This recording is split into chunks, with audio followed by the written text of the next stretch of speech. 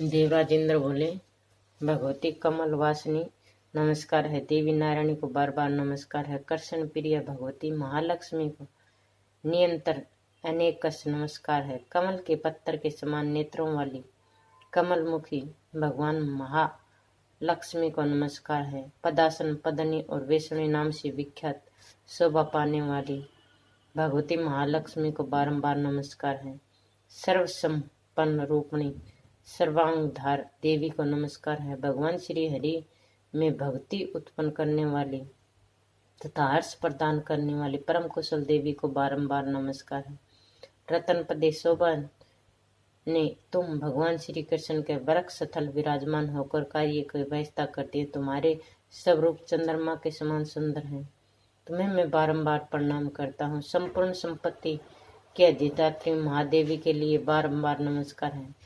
वर्दी स्वरूपा और वर्दी पर्दा भगवती के लिए अनेक कर्म प्रणाम है।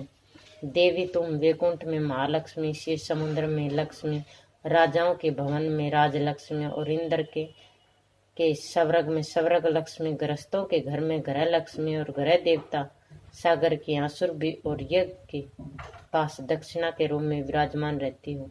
तुम देवताओं की माता अदिति हो। तुम्हें कमला और कमलाया कहा जाता है।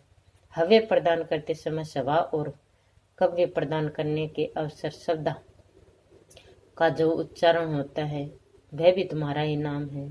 सबको धारण करने वाली विष्णुमयी पृथ्वी तुम ही हो।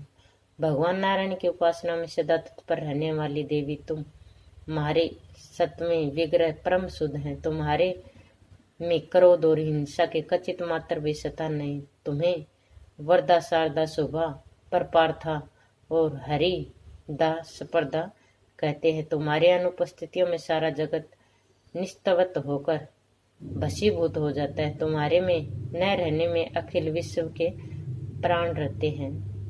रहते हुए भी मर्तक जैसी अवस्था हो जाती है। तुम संपूर्ण प्राणियों की श्रेष्ठ माता हो।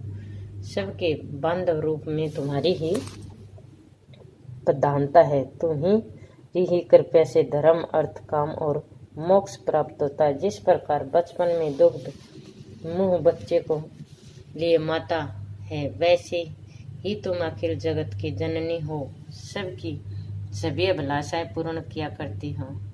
सतपायनी बालक माता के न रहने पर भाग्यवश जी भी सकता है, परंतु तुम्हारे बिना कोई भी नहीं जी सकता है, यह बिल्कुल निश्चित है। अंबिके सदा प्रसन्न रहना तुम्हारा स्वाभाविक गुण है, अतः मुझ पर प्रसन्न हो जाइए। सनातनी मेरा राज्य शत्रुओं के हाथ में चला गया है। तुम्हारी कृपया से मुझे पुनः प्राप्त हो जाए।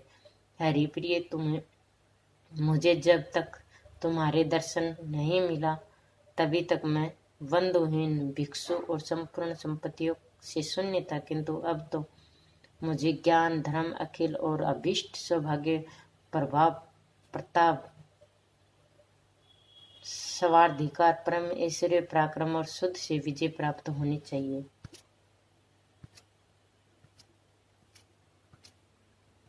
नारद इस प्रकार कहकर संपूर्ण देवताओं के साथ देवराज इंद्र ने मस्तक झुकाकर भगवती महालक्ष्मी को बारंबार प्रणाम किया।